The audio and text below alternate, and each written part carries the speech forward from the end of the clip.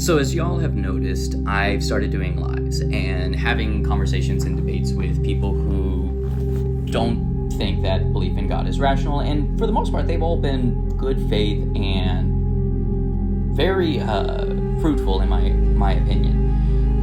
But I have gotten some people who will say something like, there was one person yesterday, and it really bothered me. He kept saying, you're very intelligent. But here's why X, Y, and Z in your Bible is wrong, with the implication that I should stop believing in the Bible. And, and I've got friends who don't believe, and they'll make jokes about waiting until you deconstruct. And I was wondering why, that individual bothered me and not when my friends say it. And one, I think it has to do with the history, that obviously is the case. But I think, too, it was almost like the arrogance. My friends will say it, and then turn around as I'm working on an argument to show support for God or explain why Catholicism is at least consistent. They'll acknowledge it. They'll acknowledge where it's strong and where I need to do some work, and they're almost helping me strengthen the Catholic position, even as they're saying, hey, Catholicism is false. And that's showing their intention and their willingness to believe whatever is true. If I am correct, they want to know that I'm correct, if I am, and to understand. They currently don't think it is. But all they care about is truth. Whereas with this individual, it felt like it was already a settled question.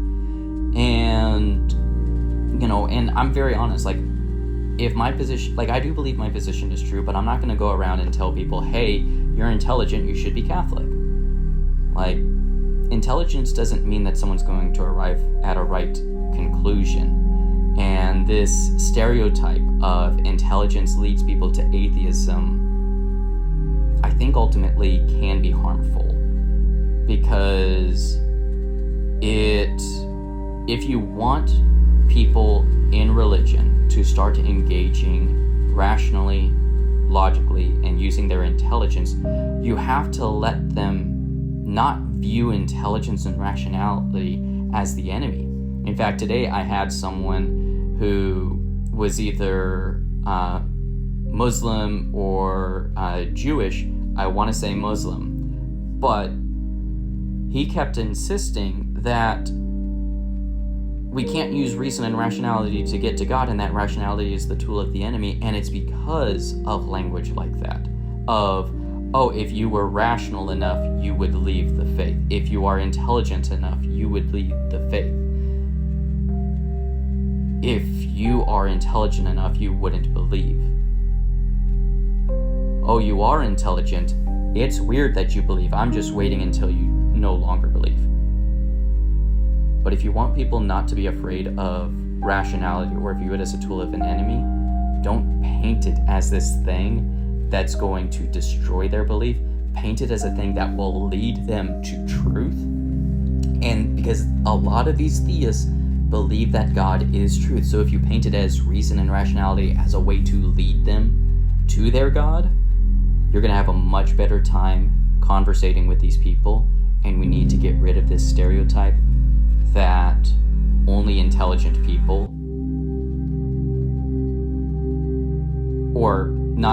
we need to get rid of the stereotype that if you're intelligent, you won't be religious, because that can be harmful and it can prevent dialogue from occurring. I don't know, this is just something that I've been thinking on, and when I went live today and that happened, it just made me start thinking on it a bit more. But I am working on a couple of things in the background. I'm working on something that Justin challenged me on. I'm working on the argument or trying to explain divine simplicity. Someone also asked me to talk about how time works in Thomistic understanding. So yeah, I've got something as far as a pastoral approach to the LGBTQ community, grounded in Catholic understanding and Catholic teaching, as well as pastoral advice given by the Catholic Church.